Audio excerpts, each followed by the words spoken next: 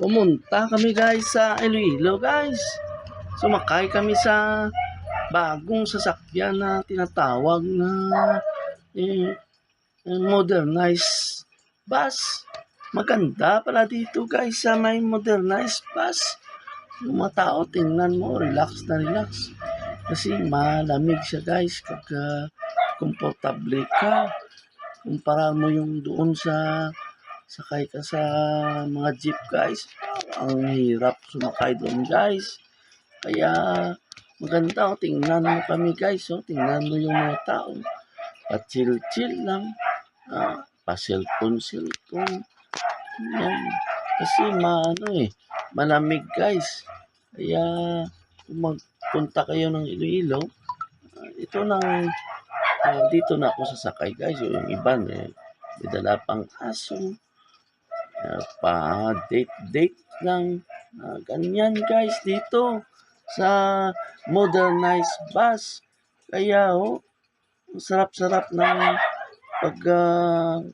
pag sumakay ka dito. Kaya guys, kaya pumunta naman kami sa Roberto's guys. Tingnan mo yung kain ni Pau Pau guys. Parang ubusin niya yung lahat ng manok. Nag-order kami ng fried chicken, ng meatballs, ayun si marble rice tingnan mo. Pumunta kami naman guys sa Unitap. Dito, tingnan mong Iloilo. Marami ng tao guys. Kaya pumunta kami sa Unitap. Naghanap-hanap kami guys ng masusuot para sa mga okasyon guys. Tingnan mo Iloilo, ang ganda. Maliwanag. Meron rin tricycle na dumadaan. Masok kami guys sa Unitap. Yan. Nandito na kami sa Unitap. Naghanap-hanap kami ng mga masusuot namin guys. Dami dito mga baro, mga susuotin, mga tingnan mo, mura-mura lang guys. Kaya magpunta kayo, magbibili dito na. Dito guys, nagbais-bais sila guys. Kung anong bilhin nila, may maliit, may malaki. Yan, tingnan mo. Nagbais-bais sila guys. Tingnan mo si Marble. Tinapoy siya ng kain sa Roberto's. Yan. Upo na lang si Marble. Tapos nila guys. Tingnan mo guys, parang hindi magkasya sa kanya.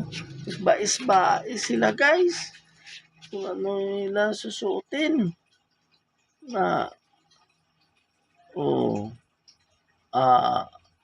Tapos liwat guys. Ayun. Tinako sa kanya guys. Nagbais-bais na sila guys. Para magsuntukan sila. Yan. Kaya enjoy kami guys. Pagpunta namin dito. Maraming mga sizes kasi.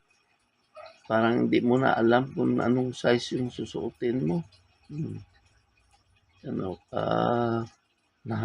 Kahit saan na lang tinatakos-takos. Yan, tingnan mo guys yung kanilang hinahanap-hanap dito guys.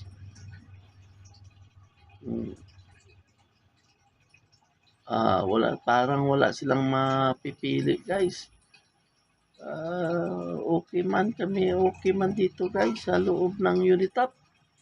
Enjoy lang kami guys kung ano mamimili ng mga baro.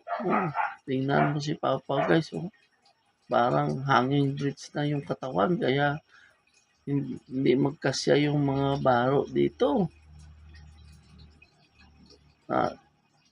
Kapila itakos-takos guys. Sinuot na lang guys para malaman kung magkasya sa kanya. Parang hanging bridge guys. Hanging bridge yung baro niya. Ayan o, tingnan mo. Maliit kasing katawan niya, hindi kumakain ng mga meatballs. Kaya umuwi na ako guys. Dito na ako sumakay sa hindi na modernize. Testing naman tayo dito sa traditional na sasakyan na jeep. Mahirap sakay dito guys. Puro maliwanay sa Iloilo. Kasi holiday ngayon guys. Walang klase. Ayun. Uwi na kami guys. Marami kami dinaanan kasi tingnan mo yung mga tao dito guys.